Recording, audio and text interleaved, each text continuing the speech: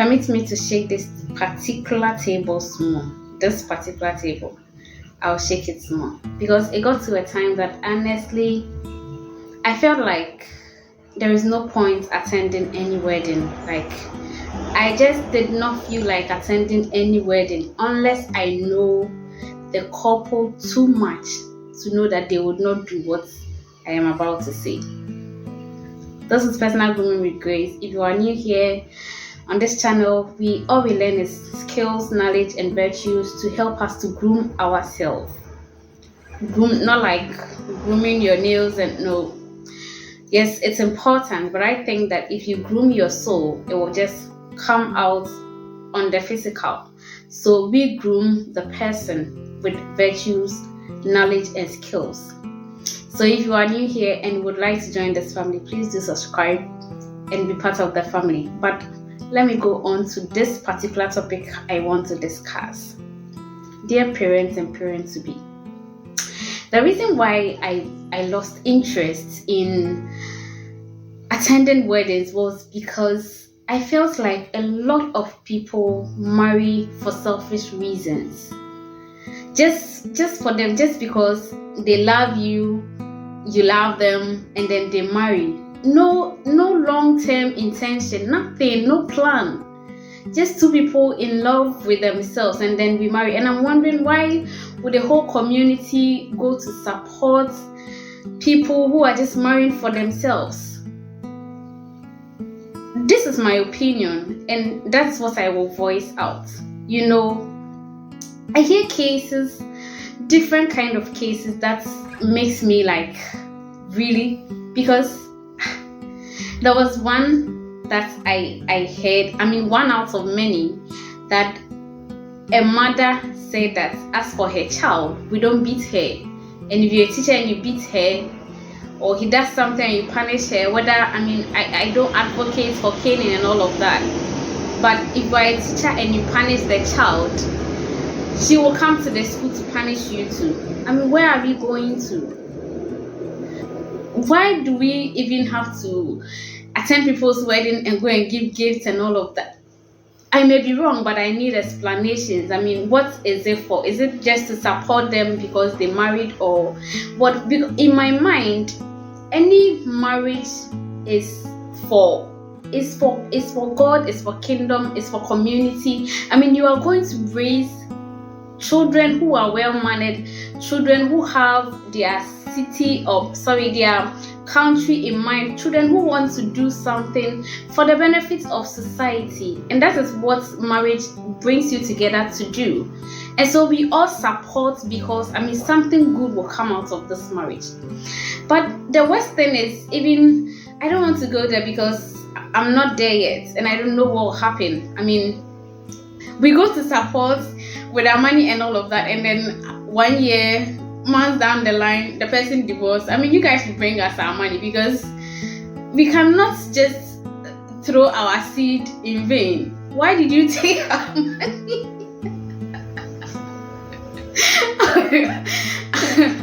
This is not a laughing matter, but it's funny to me. Coming back to what I am discussing, and people don't just want their children to be punished or to be corrected, and others too do not want their children to learn anything. It's just a house help doing everything for the child. The child should study to be the doctor and to be what and all of that. And parents, can I tell you this? From the time that I realized who I am and trying to pursue my career and all the things I want to do, I have realized that most of the time, the things that we learn from the house, our chores, our, laying our bed, the things, the simple common things, responsibilities that our parents teaches us, they are the things that really make our entire career, our entire whatever, relationship, marriage, etc. They are so beneficial. So if you think that you are protecting your child from, making your child not feel the pain that you pass through, so the child should just learn, study, find time to study because you were hawking before you pay your school fees and all of that. So everything the child should do is just to study, nothing else. Please, you are harming the child. And this is really what I wanted to tell parents and to be parents. You are harming the child. You don't know what you are doing to the child. You don't know, you have no idea what you are doing to the child. Let me just list some few things. The first thing is just washing bowls. Allowing the child to do all of these. I'm a PhD student, and when we go to the lab, sometimes I will be washing my test tube, my centrifuge tube, and all the glasswares I've been using. And I'm like, it's so many. Sometimes I can use like 40 minutes to just stay by the sink and wash it. And I'm like, if I don't like this particular activity, I will have a lot of problems with the people around me, my lab mates and all of the people that I work with. And it happens. People who do not like it will just come and put their thing in the sink. And sometimes, for some days, they are not washing something and it's smelling or something. It's all part of the training. You want your child to become a doctor? It's part of the training. So you should start training the child from the house by washing bowls. So if you think that washing bowls is not something that he's going to do because he'll become a first lady or a president, no, you are wrong. You are depriving the child of passing through a particular process. I stayed with a woman for a while, and I tell my mom all that I do because the house, it was a huge mansion. I have to clean everything and all of that. So if my mom was to come and say, or my parents were to come and say that, oh, why are you giving my child too much work? Then let her come and stay with me and all of that. I wouldn't become what I am now, or I wouldn't learn a lot of the things I learned in that house. I figured out that it's a process. When I left my parents' home, my mom would not allow you to sleep in the afternoon. No, she's always jealous when you are sleeping, even when you are not doing anything. She feels like, why are you not doing anything? So when I left the home, and then I went to stay on my own, or I went to the university, I felt that there was some time that I had because I was always doing something, either going to sell, doing something, cooking, all kinds of activities. So the moment I left and I went to the university, I figured out that my Saturdays were so free. Like, it was like I don't have anything to do. Meanwhile, I do what I have to do. Just because the time that I was used to occupied, now I was being occupied with activities. Now I'm not doing the same thing anymore. So there is space for me to do other things. And that's what training in the house does to us. So if you are depriving your child of all these things, you are not helping the child. Let's look at Leah. Leah did not even want her child to even serve the in-law just because Rachel was the in-law. What came out of Leah's children? But what came out of Rachel's child, Joseph? To the extent of serving all his family members. All his family members, about 70 people, sent them to Egypt, fed them, gave them a place to live.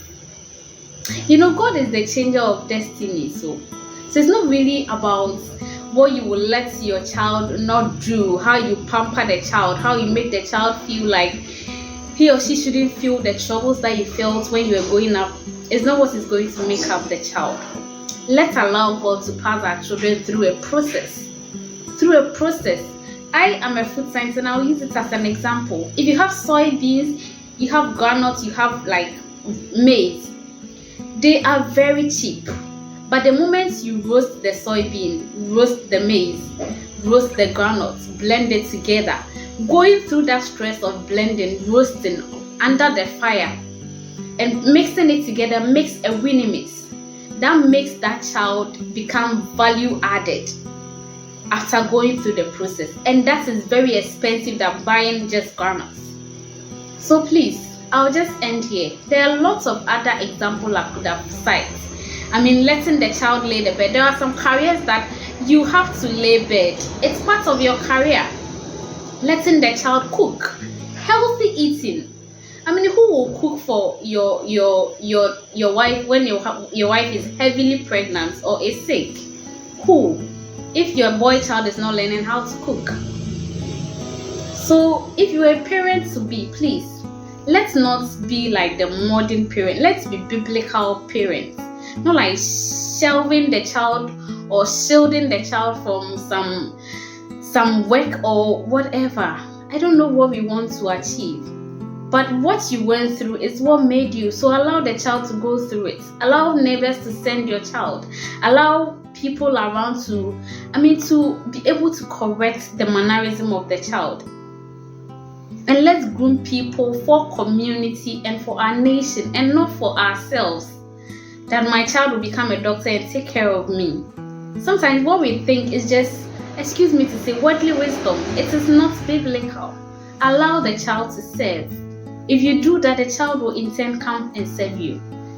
Now that I am growing, I really understand why God made Abraham the father of many nations. Because in the Bible, he said that I know my friend Abraham, that he would teach his children after him. So he knew that Abraham would groom his children. And throughout the history in the Bible, we know that it was true. See how Abraham had to guide Isaac to get a kind of woman to marry from a kind of family and not from another kind of group of people. See how Isaac also passed it to Jacob and all of these people. And when Esau went to marry some kind of women, they were all not happy.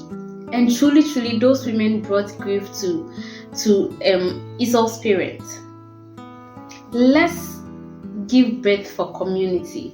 Let's marry for kingdom. Let's marry for community. Let's not marry for ourselves. Because human beings, we are here today, tomorrow we are gone. But our legacy is what we put inside our children and not what we give to our children. What we put inside of them. The resilience, the values, the character, the personality we build them to be. That is what we are living for the community. So if you are a parent or a parent to be, let us all try to groom ourselves, because we can not also give what we have. Those people who are always doing that is because they don't really have the things that it takes for them to give to the child. The value, the honesty, the grooming and integrity, all of those character. So they feel like the child I've given birth to is for me. So you should not do this, the child is for God. The child is for God. I think I'll just end my video here and I'll see you in another video.